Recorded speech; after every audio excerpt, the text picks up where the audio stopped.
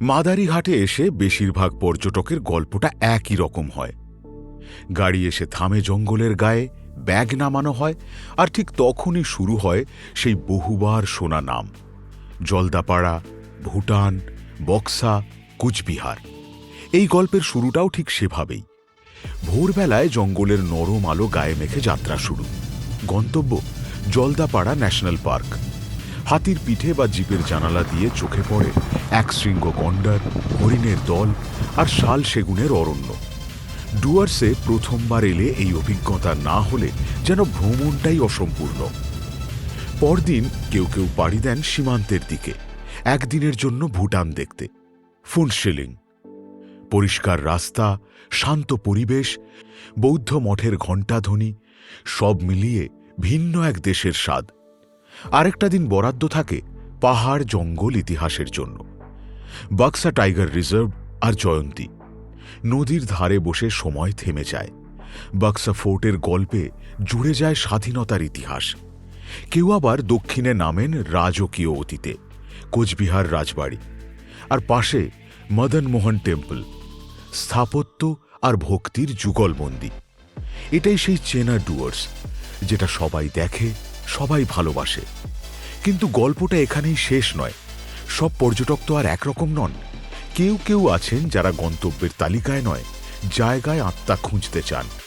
আর ঠিক সেই মানুষগুলোর জন্য মাদারিহাটের চারপাশে রয়েছে আর একটা অদেখা ডুয়ার্স।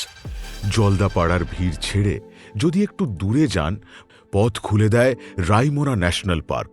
এখানে জঙ্গলটা আলাদা, নিস্তব্ধ, কাঁচা, প্রায় অচেনা। সাফারি মানে শুধু পশু দেখা নয়, প্রকৃতির সঙ্গে একান্তে কিছুটা সময় কাটানো। আবার কোথাও কোনো স্টেজ নেই, আলো নেই, তবু সন্ধ্যায় ভেসে আসে ভাওয়াইয়া গানের সুর। এমন সুন্দর নারী কেমনে যাইবেন ছাড়ি মহিষাল রে। আরে এমন সুন্দর নারী কেমনে। লোকশিল্পীর কণ্ঠে প্রেম, বিচ্ছেদ আর জীবনের গল্প শোনা যায় কাছ থেকেই, একেবারে মাটির গন্ধ মেখে।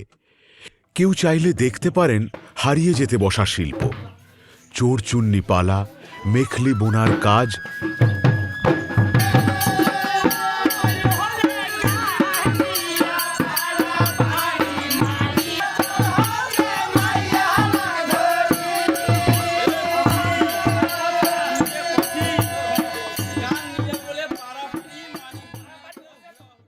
শীতল পাটি তৈরির ধৈর্যশীল হাতের নড়াচড়া বা কদম ফুল বানানোর নিপুণতা।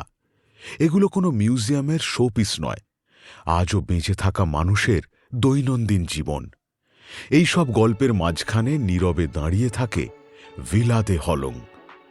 এটা শুধু থাকার জায়গা নয়, এটা সেই জায়গা যেখান থেকে চেনা ডুয়ার্সও দেখা যায়, আবার চাইলে একেবারে অন্যরকম ডুয়ার্সের দিকেও হাঁটা যায়। মাদারিহাটকে ঘিরে তাই দুটো পথ, একটা পরিচিত পর্যটনের, আর একটা তাঁদের জন্য যারা গতানুগতিকের বাইরে একটু আলাদা গল্প খুঁজতে ভালোবাসেন। ডুয়ার্স এখানে শুধু দেখা যায় না, এখানে ডুয়ার্সকে অনুভব করা যায়।